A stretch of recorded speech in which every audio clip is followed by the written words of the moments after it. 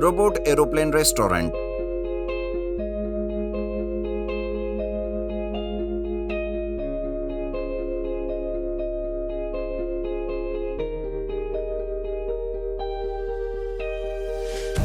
सीता सवेरे सवेरे अपने पति राम से कहती है, क्या हुआ जी, अगर हमारा होटल बंद हो गया तो हम किसी दूसरी जगह पर जाकर अपने होटल का धंधा फिर से शुरू करते हैं। आप ऐसे उदास होकर मत बैठिए, चलो हम ये गांव छोड़कर किसी दूसरे गांव जाते हैं। दरअसल उस गांव के जमींदार ने राम के होटल पर कब्जा कर लिया था। राम के पास कोई पेपर नहीं थे, इसलिए वो कुछ भी नहीं कर सकता था।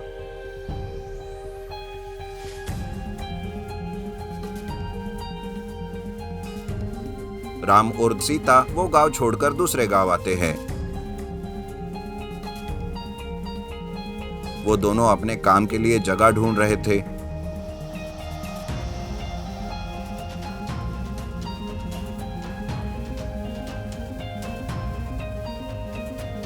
कि तभी एक दिन उनकी मुलाकात सोहनलाल से होती है।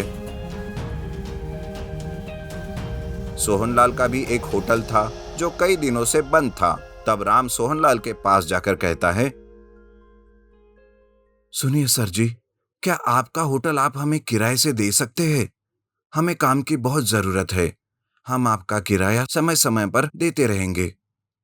राम की बात सुनकर सोहनलाल कहते हैं, अरे बेटा, मैं तो जा रहा हूँ अपने बेटे के पास विदेश। मैं किराए से होटल देकर क्या करूंगा? वैसे भी वो मनहूस जगह है, कभी भी उस होटल ने धंधा नहीं दिया हमें। मैं तो बस उसे बेचने की सोच रहा हूं। अगर तुम खरीदना चाहते हैं तो बोलो। बेचने की बात सुनकर राम सोहनलाल से मिन्नतें करता है। तब सोहनलाल कहता है, चलो ठीक है, मुझे विदेश जाने के लिए अभी कुछ महीने बाकी है। तब तक तुम अपना नसीब आजमा कर देख लो। इस तरह सोहनलाल राम को होटल किराए से देता है। सीता और राम अपने नए काम के लिए बड़े खुश थे, पर इस वक्त वो कुछ नया करने की सोचते हैं। उस होटल के पास एक एयरपोर्ट था और ऐसे कई सारे खराब एरोप्लेन भी उस एयरपोर्ट में पड़े हुए थे, जिसे देखकर सीता को एक आइडिया आता है और वो कहती है, सोहनलाल जी ने कहा था कि जगह मनुष्य है, पर मुझे ऐसे नहीं लगता। हमारा काम अच्छा होना चाहिए। मुझे लगता है कि हमें एरोप्लेन रेस्टोरेंट शुरू करना चाहिए। हमारे खाने में तो स्वाद पहले से ही है, और अगर ऐसी ही क्रिएटिविटी रही तो लोग अपने आप हमारे होटल में खाना खाने आएंगे। अरे वाह सीता, मेरे साथ रहकर तुम्हारा भी दिमाग खूब चलने लगा है। तुम्हारा ये आइडिया मुझे बहुत पसंद आया। राम तुरंत एक पुराना एरोप्लेन खरीद लेता है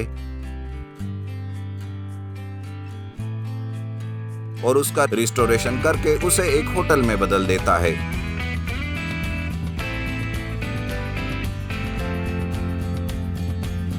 जिससे राम और सीता का एरोप्लेन रेस्टोरेंट धूमधाम के साथ शुरू हो जाता है।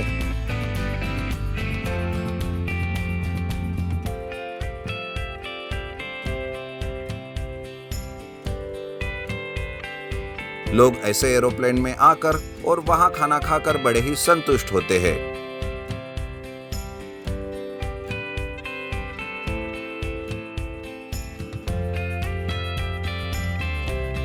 गांव में बस एरोप्लेन रेस्टोरेंट की धूम ही रहती है, लेकिन इससे बाकी के होटल वालों का धंधा कम चलने लगता है। वो होटल वाले राम के खिलाफ साजिश करने लगते हैं। राम की ये तरक्की देखकर सोहनलाल सोचता है, अरे वाह, जो मुझसे नहीं हो सका आज वो राम और उसकी बीवी ने कर दिखाया है।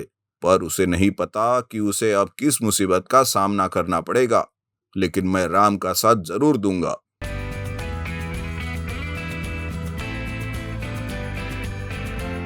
सोहनलाल जिस मुसीबत की बात कर रहा था वो थी गोगा गैंग।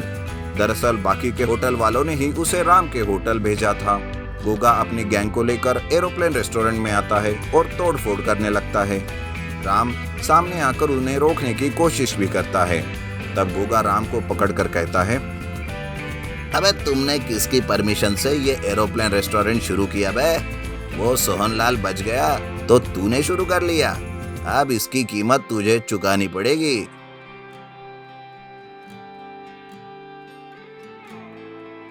गोगा और उसके गुंडे एरोप्लेन रेस्टोरेंट में तबाही मचाने लगते हैं कि तभी वहाँ एक रोबोट भगवान के जैसे आता है और उन गुंडों को पकड़ पकड़ कर खूब पीटने लगता है।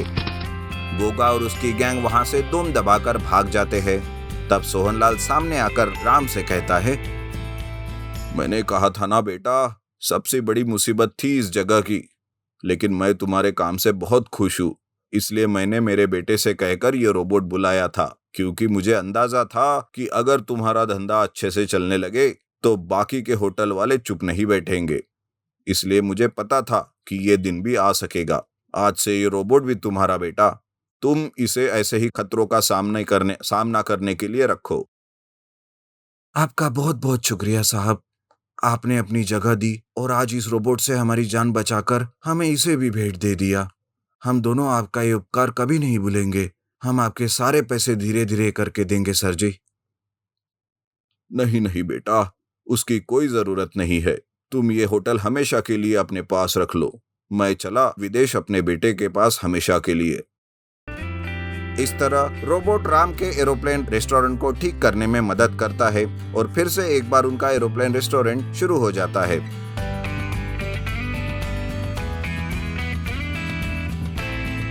जहां लोग ऐसे रेस्टोरेंट और रोबोट की सर्विस पाकर बड़े खुश हो जाते हैं। रोबोट की वजह से अब कोई भी दुश्मन उस एरोप्लेन रेस्टोरेंट को आंख उठाकर भी नहीं देखता।